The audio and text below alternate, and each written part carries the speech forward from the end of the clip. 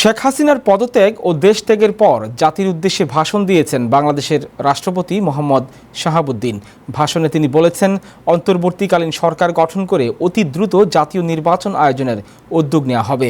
সংবিধান অনুযায়ী অনতিবিলম্বে ভেঙে দেওয়া হবে সংসদ। এছাড়া ছাত্র আন্দোলন চলাকালে আটক হওয়া ছাত্রদের মুক্তি দেওয়া হবে। বিএনপি চেয়ারপারসন বেগম খালেদা জিয়াকেও মুক্তি দেওয়া হবে বলে জানিয়েছেন রাষ্ট্রপতি।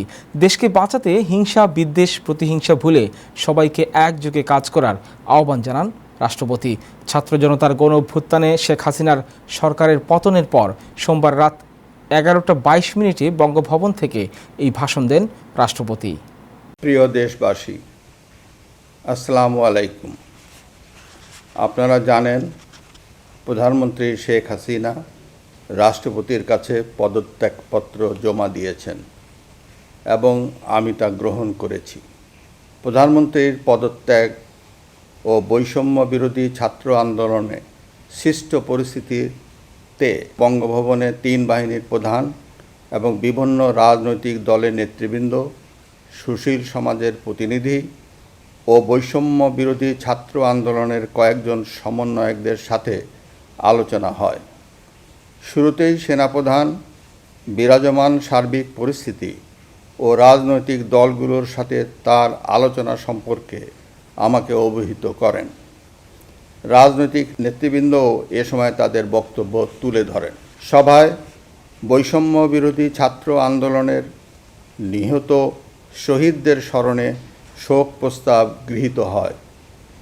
এছাড়া জরুরি ভিত্তিতে একটি অন্তর্বর্তীকালীন সরকার গঠনের সিদ্ধান্ত নেওয়া হয়। সকল দল ও অংশীজনদের সাথে আলোচনা করে গঠিত অন্তর্বর্তীকালীন সরকার যত দ্রুত সম্ভব নির্বাচনের ব্যবস্থা করবে।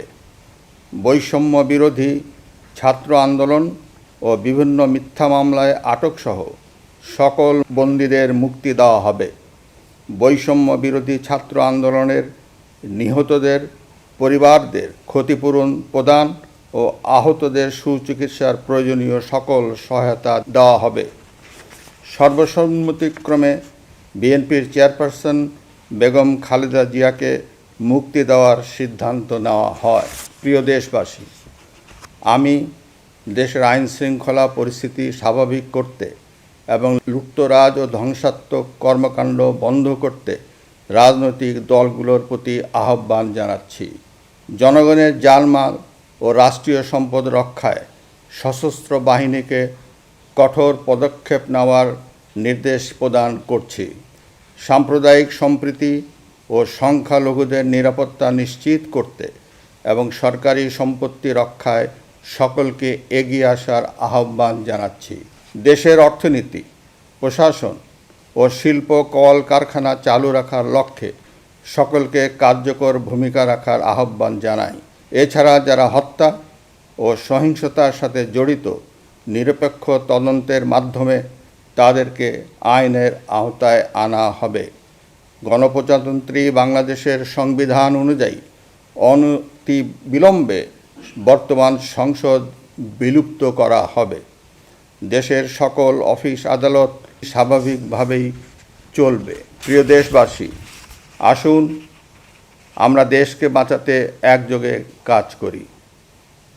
পারস্পরিক হিংসা, বিদ্বেষ ভুলে ও প্রতিহিংসার ঊর্ধ্বে উঠে দেশকে এগিয়ে নিতে নিজ নিজ অবস্থান থেকে ভূমিকা রাখার জন্য আমি বিনয়ের সাথে আপনাদের প্রতি অনুরোধ করছি।